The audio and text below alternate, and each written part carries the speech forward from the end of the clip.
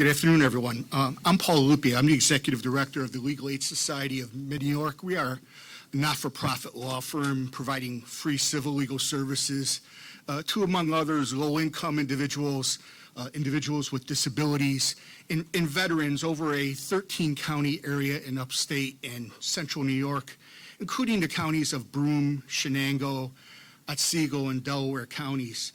Part of our mission is homelessness prevention, including, of course, foreclosure prevention. However, until Attorney General Eric Schneiderman had the foresight to set aside funds from the National Mortgage Settlement for our program and other programs like ours, we simply did not have the resources to maintain a foreclosure prevention project, to have a mortgage assistance relief program. So in the past 3 years alone, using the funds set aside by the Attorney General, the funds are the Homeownership Protection Program funds, HOP funds. These funds have allowed us to provide services to approximately 300 families in the southern tier counties, saving homes for these people. And these services have benefited not only these individual clients, but are also a form of economic development for local communities by preventing these homes from going into foreclosure. So on behalf of the Legal Aid Society, on behalf of our clients who have received our services, on behalf of our clients who will receive our services in the future, and on behalf of the communities who have benefited from our services in the form of economic development, I thank the Attorney General for his vision and for his leadership in providing mortgage assistance relief to all New York residents. And it's my pleasure now to introduce Attorney General Eric Schneiderman. Thank you very much. Thank you. Thank you very much. I'm very pleased to be here, and I want to thank Paul for the introduction and for the Legal Aid Society of Mid-New York for all the great work they do. They are partners of ours in our Homeowner Protection Program, or HOP, and together we're doing outstanding work. I'm also standing with a great colleague in government who has been a true ally in our evolving path to providing resources and coming up with smart ways to address the foreclosure crisis and revive Binghamton, the Mayor Richard David, and we're very pleased to have you here with us today. So the good news is that the team of public officials and nonprofits here, and we have some of our other HOP partners here with us today, including our anchor partner, the Empire Center for Justice, and the team in the southern tier and in central New York has worked very well, and we're very proud of the work that we've accomplished. We were also joined by Joseph McQuaid, a homeowner from the area, who's going to speak to you about his story later. But the real purpose of today's visit is that we've just released a report, and it's called Staying Home, that is marking the 3-year anniversary of when we first began the Homeowner Protection Program. So in a very short period of time, because it took some time to ramp the program up, a lot has been accomplished. We have just hit our 50,000th family that has been helped by a HOP provider, either for legal services or housing counseling. And 50,000 families, 6,000 of them in the southern tier and central New York. Other HOP grantees in this area include Metro Interfaith, Belmont Housing Resources, Legal Aid of Central New York. We've also funded 10 land banks across the state, including the Broome County Land Bank that can buy up abandoned properties and either demolish them or rehab them for other use, and that's a newer program. We're very excited about its potential. So to put all of this in a little bit of context, I want to remind you that when I was first elected Attorney General, January 2011 looked a lot different than today looks. There were 345,000 New York families facing foreclosure. New York homeowners, America's homeowners, had lost $7.4 trillion in home equity in the year 2008. The wealth of much of the middle class was wiped out in 1 year because of the reckless misconduct of some big financial institutions. The housing market had collapsed, and I made it a priority from day one to do whatever we had to do to try and hold those who had brought about this crisis accountable and to get relief to the families and the communities that had been suffering so much. As some of you know, I was the first and for a long time the only state attorney general who held out and refused to go along with a deal that would have settled claims against the banks and recovered very little money. It was an amazing experience as a new attorney general to be sort of disagreeing with all the other AGs and with the Justice Department, HUD, and the White House. But I'm proud to say that we attracted a lot more support as we went along, and people started to see that we really should have a full investigation, because at that point the banks were all fully recovered and we could afford to take a close look at what they'd done, if they'd done anything wrong, to get them to provide some resources to repair the damage. So the president got involved in the State of the Union address in January 2012. He announced the formation of an unprecedented state-federal working group to go look at the banks that had caused the crisis and to try to recover resources and money for the communities that had been suffering. And he named me as the co-chair of that group, which I think was the first time a state AG had been put in charge of a group that included federal agencies. So I was very honored by that appointment. And our working group, since it really got started in late 2012, has recovered well over $60 billion nationally, and over $4 billion of that has come to New York. Some of this is in cash, just to go to the state, into the state's general fund, but a lot of it was in a menu of relief items that each bank has entered into, agreeing to write down a certain number of mortgages, agreeing to provide financing for some things like land banks and more creative solutions. So we've been developing over the last couple of years a multifaceted, comprehensive approach that I think I can say today is more sophisticated and more comprehensive than that of any other state. The 345,000 New York families who are facing foreclosure in January 2011, many of them, we think almost half, never had a chance to talk to a lawyer at any point in the process. So 3 years later, our office, through the HOP program, is funding almost 90 legal services and housing counseling agencies to help New Yorkers stay in their homes. And I've made the commitment to you and to the people of the state of New York that as long as I'm Attorney General, no one is going to lose their home to foreclosure because they couldn't get to a lawyer or a housing counselor. And as I said earlier, HOP has helped 50,000 families across the state. They've gotten mortgage reductions, they've gotten principal reductions, and we developed more ideas for programs as we went along with this process. The impact of the HOP program was tremendous, but we realized that for some families there were barriers to getting them into a mortgage modification program that we had to figure out a way to get past. The banks who we've settled with have all agreed to write down mortgages they hold. There are other programs, federal programs that require mortgage modifications, but pretty much all of those programs, if you have a small debt outstanding of arrears on another mortgage or medical debt, you don't qualify for a modification that could keep you in your home that you would otherwise qualify for. So we set up a program to deal with this, because even the best intended and hardest working New Yorkers, sometimes if you have an illness or you have an unexpected emergency, it's easy to fall behind in payments. It's easy to have problems. We want everyone who could possibly get a modification and stay in their home to stay in their home. And so we created the New York State Mortgage Assistance Program, or MAP, which enables our HOP grantees, our HOP network, to provide small interest-free loans to a homeowner if that will ensure that they can now get a modification that will help them stay in their home. So the MAP program, which is less than a year old, has approved loans across the state already totaling $9 million, and more than $2.2 million has gone to homeowners in the southern tier in central New York, and just in Broome County, over $120,000 worth of loans. And every one of those loans is only made because it gets someone into a mortgage modification program that enables them to keep their house. I encourage all the families in Broome County and all across the state to reach out to our great HOP partners. The first thing you should understand is that you're not alone. There is help available. You can go to my Office of Attorney General website and find someone who can help you out. 50,000 families have gotten that help already. I want to be back here in a few years and announce that the number is far greater than that. And we then realized, after we set up the HOT network and started getting good results, that there were folks out there committing fraud and pretending that they were essentially from the HOP network.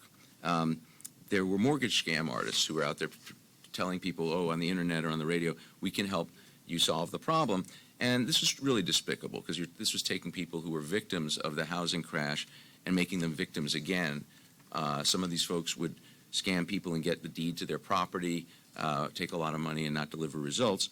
So I was riding in the car one day, and I heard a radio ad saying, all 50 state attorneys general have settled their claims with the banks. You may be eligible for a mortgage write-down, or your mortgage may have been paid off. Call this law firm.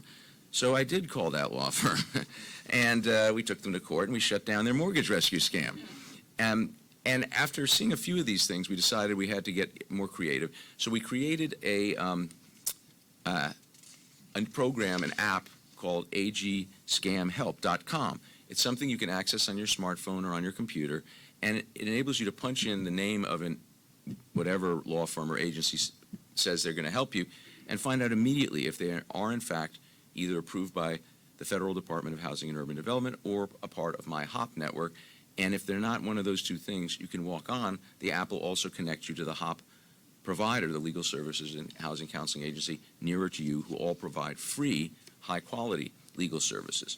So this has been an evolving process. We've been learning what people need. We meet with our colleagues in local government, and the mayor has been very engaged with us on a variety of issues here, because there are communities all across the state, like Binghamton, still seeking to recover, and we want to provide whatever help we can provide. And we have settled with several banks. The first big settlement was with J.P. Morgan Chase, $13 billion, largest settlement in American history, but it was eclipsed by a settlement we entered into less than a year later with Bank of America, $16.7 billion, which is now the largest settlement in American history. So the banks are turning over money and are agreeing to write down mortgages, and I assure you that as a chair of the working group, I'm seeing to it that New York gets its fair share of everything that's coming our way. We can only do this through the cooperation of our colleagues in local government and to the great nonprofit legal services and housing counseling providers. We are a team, and the team in the southern tier and the team in central New York is working very well together, and I'm looking forward to many more people being able to stay in their homes and get mortgage modifications and get the loans and avoid scam artists. So we have a hotline, 855-466-3456, which we urge people to call, or go visit the Office of Attorney General website, which is easy to find. We have the most aggressive, comprehensive effort in the country to deal with this crisis and to hold the folks accountable who caused it. And one issue that I do want to raise that is an issue that still has to be addressed, and that the mayor has been a strong advocate for, is the problem of zombie properties. And this is something that has to be very high up on the to-do list of the state legislature and the governor when we return to Albany in January. Zombie properties are properties where a bank has begun foreclosure proceedings but hasn't completed them. The family abandons the home, and the home falls into disrepair. And it then falls to local government to try and maintain the property. No one's taking responsibility for it.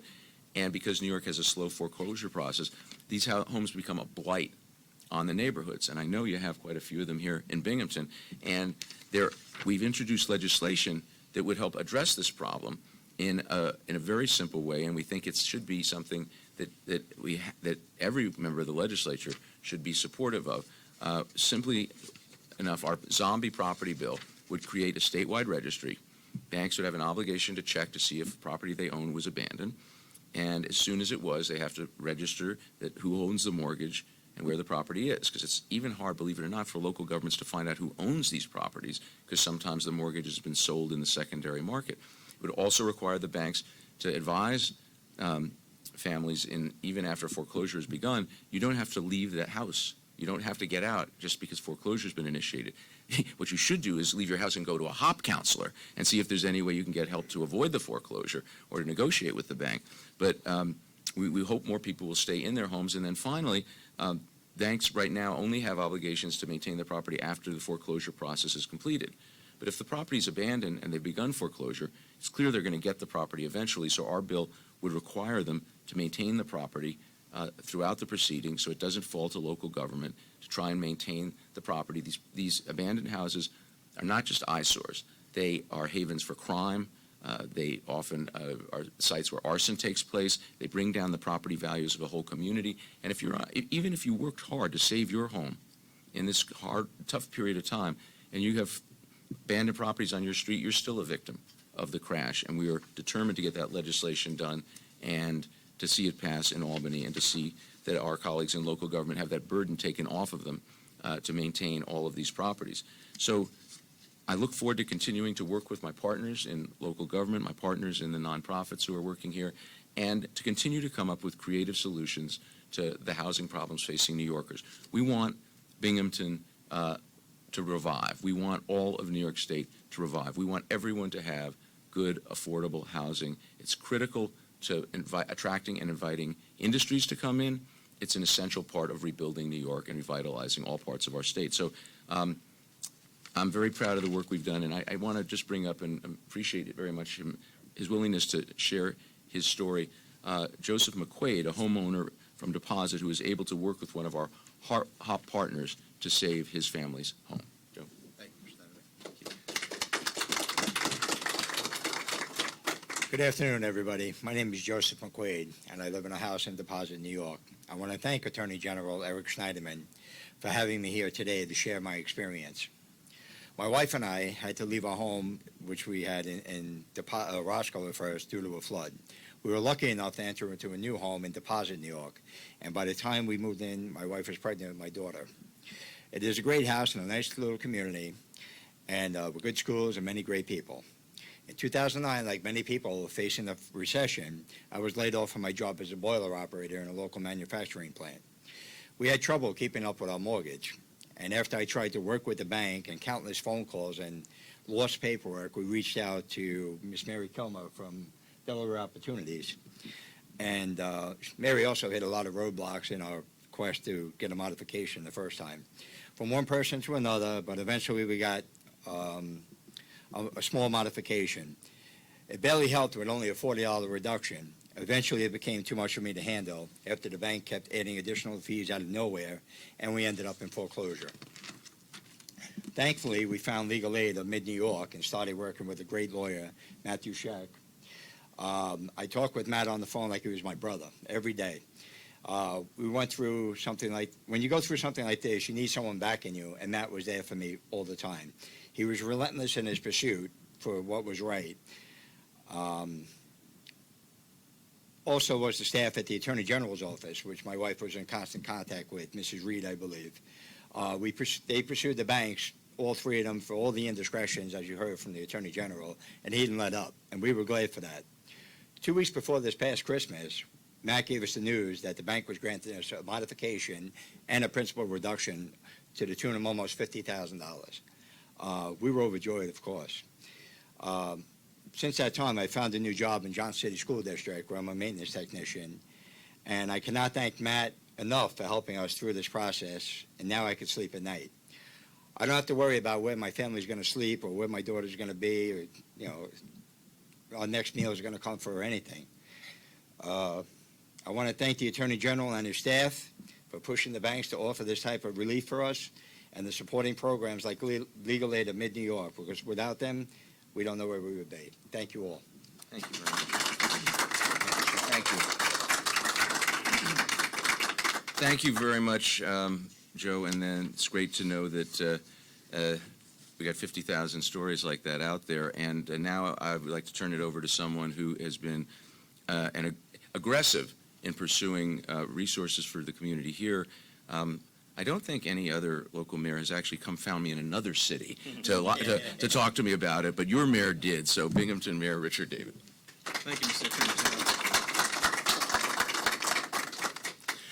Well, good afternoon, everyone. Certainly, as mayor, it is my honor and privilege to be here today to welcome the Attorney General here to the city of Binghamton. We also have two of our local city council members here joining us, Council President Bill Berg, Councilman Chris Papistrat. Thank you very much for joining. And, as the Attorney General mentioned, during my very short tenure in office, which is about just over a year and a half at this point, there have been multiple programs and opportunities that the Attorney General has implemented across the state of New York that have had a significant impact and benefit in the city of Binghamton, whether it's the zombie property legislation that he briefly touched on, the creation of the land banks, the gun buyback program, the program with foreclosures that we're talking about here today, funding for bulletproof vests for police officers. The list really goes on, and it's great to have such a partner at the state level who truly gets it, who understands what it's like to be on the front lines and in the trenches, and what sort of resources that mayors and other elected officials really need to help improve their communities. If I didn't know any better, I would think his background would be of a former mayor, because every time he comes to town, it's touching on an issue or a program that is beneficial not only for the city of Binghamton, but for the residents who live in this community. And if you take a moment to actually look at the different types of programs he's talking about, they address different aspects of a larger issue. You're talking about the land bank program, which provides funding for demolition of blighted properties. That happens usually at the end of the process. And you talk about the zombie legislation, which is what happens to these properties once they are foreclosed on and going through the foreclosure process, where they begin to kind of spiral out of control with regards to who's responsible for them. These properties may have started in very good shape, but because of lack of maintenance and someone being proactive, what once was a good salvageable property deteriorates with lack of care and lack of management. And of course, what we're talking about here today is keeping homeowners in their home to avoid this process altogether. And that really is the most important aspect of what we're talking about, because we're talking about keeping families in their homes. And obviously in the city of Binghamton and in cities across the state of New York, you have an issue with abandoned properties. And once properties have gone through this process, and it's elected officials' responsibility to try to work to get them back into productive use, whether it's through different housing programs, to attract families and provide money for rehabilitation, it's much easier to address this right at the beginning. Let's keep families in their homes to begin with.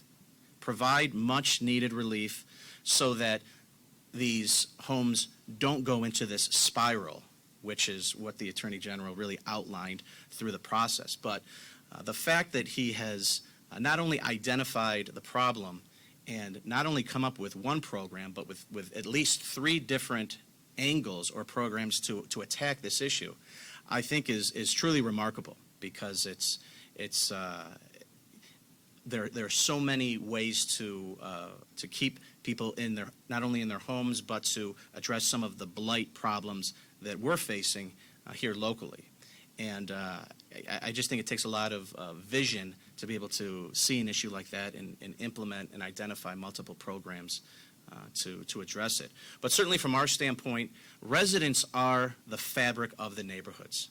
You know, when we talk about how do we improve a respective community, what we're talking about is attracting residents and business owners. And we talk about the environment that makes it attractive. And Binghamton is a wonderful community to work, live, and raise a family.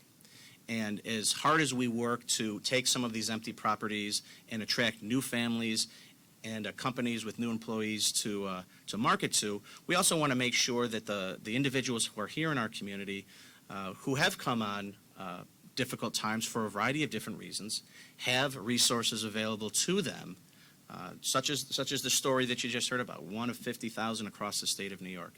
That's impressive, and that's remarkable, and that's something that's impacting residents right on the front lines right here in the southern tier of New York. So it's great when you come visit us. It's usually bearing good news or gifts financially, and we appreciate that. And I just want to thank you for the good work you've done so far. It's been a pleasure working with you, and I look forward certainly to the next opportunity where you come to our community and identify another program or initiative to help not only the residents of the city, but residents across our region. Thank you very much. Thank you very much. Thanks very much. Thank you. Thank you. And ladies and gentlemen, there's nothing that we're doing that's really more important than this. Families losing their homes tear communities apart. Kids are pulled out of school. It affects people's employment. And to the extent that we are able to stop foreclosures, prevent foreclosures, keep families in their home, we're doing good not just for them, but for their whole communities. And we're very proud of the work we've done so far. I hope you take a look at the report that we've issued, but we continue to go forward. And just as I've described, we look at new problems as they arise and try and come up with creative solutions. So it's a great team effort here, and there are other great teams working across the state of New York. But I thank all of you for this work that we've done over the last 3 years, and look forward to continuing it and building on it and getting it and making it even better in the years ahead. Thank you very much. Thank you.